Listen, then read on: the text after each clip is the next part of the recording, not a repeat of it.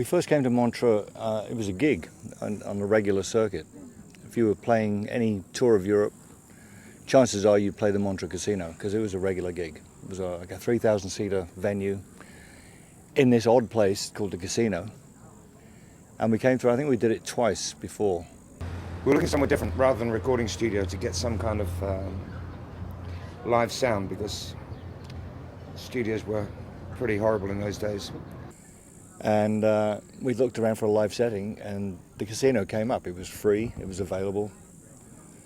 And Claude Nobbs, who ran it, said, yeah, you can have it for about 3 or 4 weeks or something like that. There's no one coming in. And we checked it out and it looked a great place just to put a mobile unit in and make a record. And so that was the arrangement. We had the Rolling Stones mobile truck, which is probably one of only 2 trucks around at the time that had those capabilities. And we rented that, and it arrived here, and we all arrived here. And so we were lucky enough to get the help from Claude Nibbs.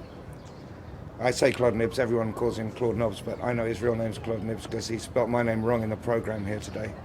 And so I'm going to call him Claude for the rest of this interview. Thank you very much. Thanks, Claude. Nice drink of water.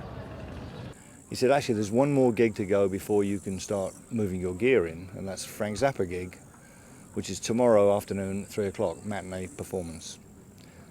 So we went along. This guy came in right over my right shoulder.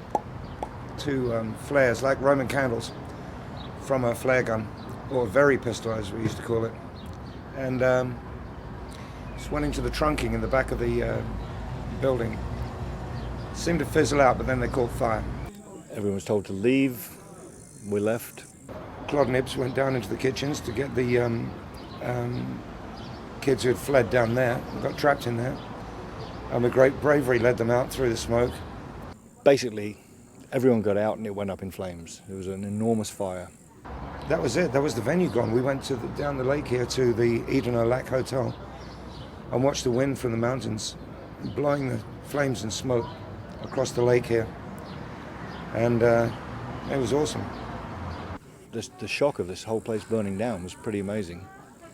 And Claude, I mean, that was Claude's life going up in flames.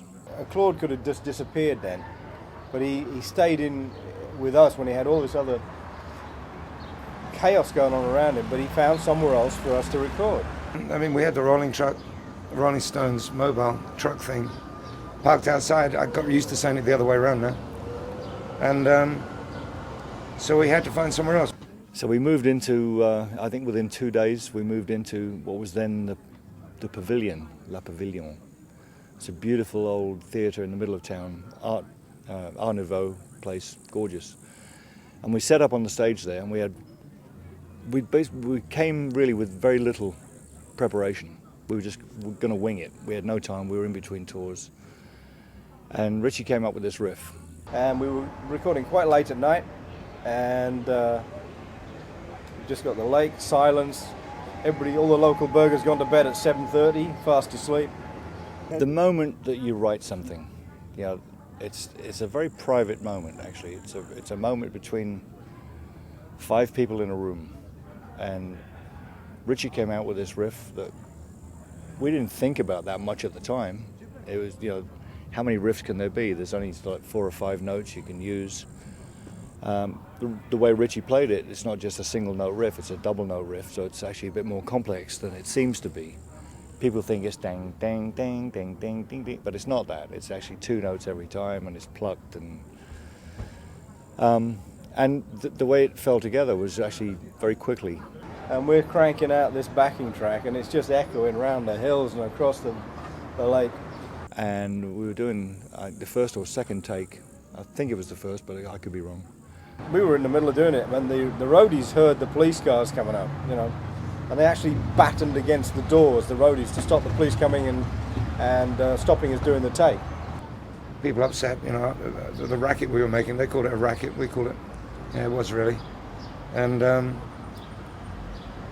so we ended up at the Grand Hotel, as it says in the song, and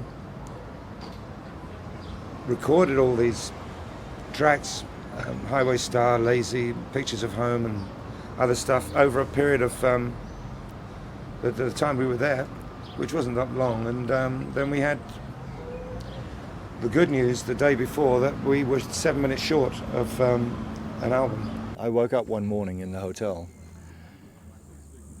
and you know that kind of half asleep, half awake state? You haven't opened your eyes yet, but you're kind of half awake, and I said the words out loud, "Smoke on the water."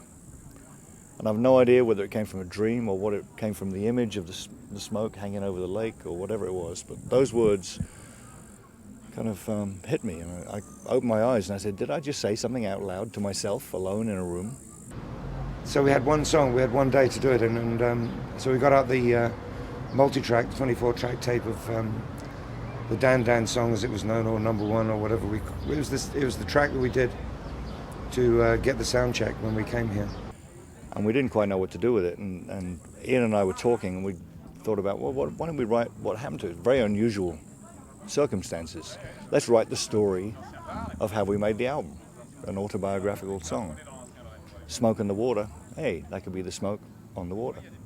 Fire in the sky, yeah. It fell together almost in as much time as it's taken me to tell you.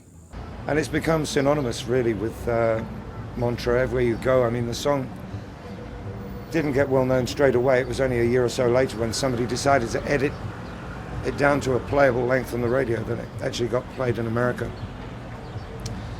and became quite well known. It's always amazing to me that what happens in a private moment between 5 musicians in a room goes on to go around the world, and it kind of gives you an insight into the power of music. The power of music is a message that something like this could actually reverberate with people all around the world. Smoke on the Water doesn't belong to us anymore, it's public property. And we just join in with the audience, basically.